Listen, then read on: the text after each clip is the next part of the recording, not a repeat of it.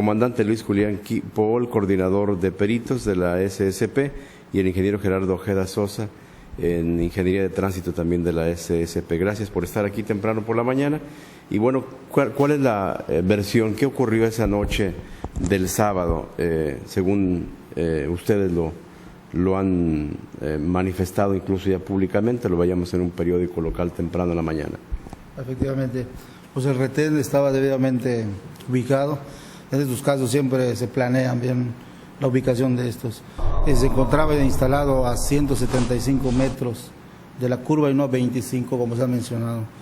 Y existe un rango de visión aproximadamente 300 metros, lo que es seguro, o sea, un vehículo a una velocidad normal o dentro del rango de su velocidad permitida, perfectamente puede detenerse. Por la hora de la noche, el periférico iluminado, ¿se veía a distancia? Completamente. Está en una zona iluminada con luz, alumbrado público, y aparte las patrullas con sus torretas encendidas, los conos instalados debidamente con reflejantes y los elementos con sus chalecos reflejantes. Pero si el trailero iba pitando con anterioridad, ¿cómo es que el elemento se le pone enfrente, como cuentan? Bueno, el elemento se encontraba dentro de la zona de seguridad del retén. Imagínense, si la versión que da la señora de que se encuentra un tráiler detrás de ellos, ¿qué visión puede tener el trailero del elemento? El elemento se encuentra efectuando una revisión a un conductor cuando éste intenta cruzar entre los vehículos. ¿Cómo se instala un retén, ingeniero Gerardo Ojeda Sosa? Nosotros hacemos mediciones de la velocidad y las distancias de frenado. Entonces, de acuerdo a la distancia de frenado y en las posiciones en las que se encuentra, es la distancia en la que debemos de colocar el retén. Y esto los responsables de cada operativo saben y conocen la distancia. Aparte conocen todo el abanderamiento que se requiere con conos y las patrullas. Las torretas de las patrullas son de luces de LEDs que se ven a mucho mayor distancia que un foco halógeno. Y ya todas las unidades tienen torretas de LEDs que son distinguidas a más de 500 metros. Entonces nosotros hacemos los cálculos de las distancias de frenado que dependen de la velocidad de los vehículos, el coeficiente de fricción de algunas cosas, y hay tablas también que maneja la Secretaría de Seguridad Pública Federal que coinciden con las distancias de frenado. Entonces, ¿qué habrá pasado con el trailero? ¿Cómo es que no se dio cuenta de todo eso que estaba enfrente? Pues es una falta de precaución del conductor. Trae una unidad demasiado pesada, viene distraído tal vez, no prevé alguna situación de riesgo, sobre todo que él viene transitando una curva donde él debe, de acuerdo a sus conocimientos con la conducción, que en las curvas se debe disminuir la velocidad. Entonces entra a la velocidad, entro en la curva sin bajar la velocidad, ustedes presumen, bueno, y sigue, y ya no, cuando se da cuenta ya es imposible detener al tráiler. No hablamos de un exceso de velocidad, hablamos de no reducir la velocidad en una curva, que es diferente. Si puede entrar a velocidad permitida a una curva, cosa que no debe ser. Yo transito 80 kilómetros por hora y tengo una curva adelante, la debo disminuir considerablemente, 60 kilómetros por hora, 50, dependiendo del tipo de vehículo que trae. Él cuando se da cuenta, ¿qué ocurre? ¿Ya imposible frenar? Imposible frenar porque pues, ya lo tiene relativamente cerca para él, que ya él no se percata, según él, del retén instalado. Cosa que para mí es incongruente porque él tiene todavía tiempo de sonar sus cornetas, ¿no? De empezar a pitar como para avisar que se aproxima.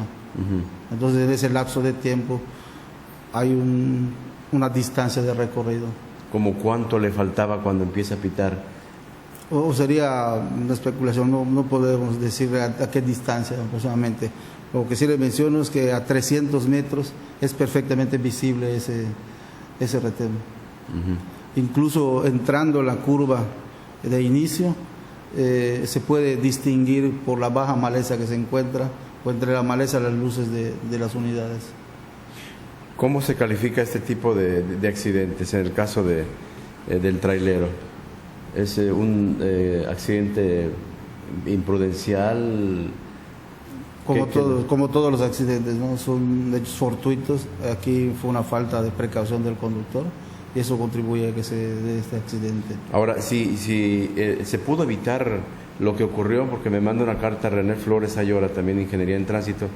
Dice que el accidente del periférico donde murió un policía, dice, yo creo que se debió a múltiples fallas técnicas de ingeniería del tránsito, como son, por ejemplo, cerca de una curva, falta de señalamiento vertical, iluminación vial, la bandera, etcétera. Y él habla también de que se pueden evitar los accidentes, y salvo cuando son en fallas mecánicas. ¿El policía, cuando se da cuenta, ya tiene el tráiler encima o...? Sí, ya no tiene tiempo de reaccionar.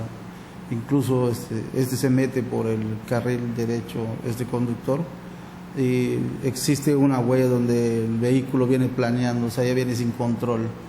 No es posible que este vehículo pudiese haber pasado en el carril, como se ha mencionado perfectamente bien. Estamos hablando de un vehículo que mide en el frente aproximadamente de 2.30 a 2.50, y si nos vamos a la dimensión, lo largo, es un vehículo que mide aproximadamente entre 25 a 30 metros solo en el remolque. Son 2 remolques lo que trae más. Traía doble remolque. Doble remolque más el tractocamión. El tractocamión mide aproximadamente una longitud de 7 metros, más 13 metros de cada uno de los remolques. Vamos a unos 26, como 30 y tantos metros. Entonces ya venía coleando sí, efectivamente. Existe un croquis donde así se ha manifestado. Ahora, ¿qué pasa con la colocación de estos retenes? ¿Qué pasa ahora, por ejemplo, con la situación del trailero? Más bien, él está detenido, la gente habla de violencia al bajarlo, él se baja, se entrega. Vaya, ¿qué ocurrió ahí con él? No existe tal violencia, le digo, porque fue uno de los primeros que llegó al lugar, y yo vi que el trailero se bajaba de la unidad y los elementos lo conducían hacia otra unidad para abordarlo. Nunca se le golpeó, nunca se le tiró al suelo, y como mencionan, si hubiese quedado en el suelo y con la rodilla de un elemento encima, esa es una posición permitida en una detención, apoyar la rodilla sobre la espalda de un detenido.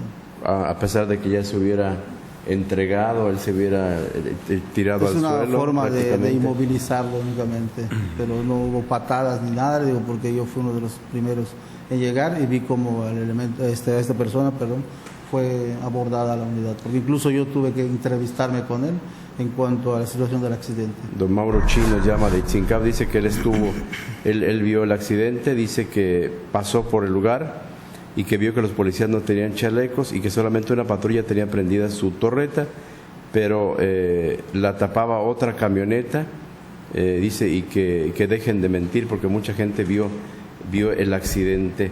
La policía en este caso sale y hace aclaraciones con respecto al tema. Decíamos que hoy veíamos publicado en un periódico que incluso tiene hasta un croquis de lo que ocurrió esa noche. Efectivamente, así es. Esto para avalar la versión de ustedes con respecto al tema. Así es, nosotros aportamos las pruebas y ahí se encuentran, hacemos mediciones y no estamos mintiendo, o sea, le estamos dando la ubicación exacta de ese puesto de revisión, y a la distancia de la curva se encuentra tal y como se encuentra plasmado en el croquis. Era una hora de mucho tránsito. Había por las 10:30 de la noche, ingeniero Gerardo Ojeda, más o menos. Sí, correcto, a esa hora todavía hay aforo vehicular considerable en el anillo periférico. Sí quisiera yo puntualizarle que todas las cálculos que nosotros hacemos están en base a hechos científicos, a fórmulas científicas. Nosotros nos basamos en el manual de proyecto geométrico de la Secretaría de Comunicaciones, donde nos marca las fórmulas que debemos utilizar y las normas a las cuales nos tenemos que apegar para aplicar algún criterio. Esa carretera está elaborada en base al manual de proyecto geométrico. Con respecto a lo de la señalización, le puedo indicar que todo el anillo periférico está correctamente señalizado. Las curvas tienen señales de indicadores de curvas, se llaman señales chevron, unas amarillas, unas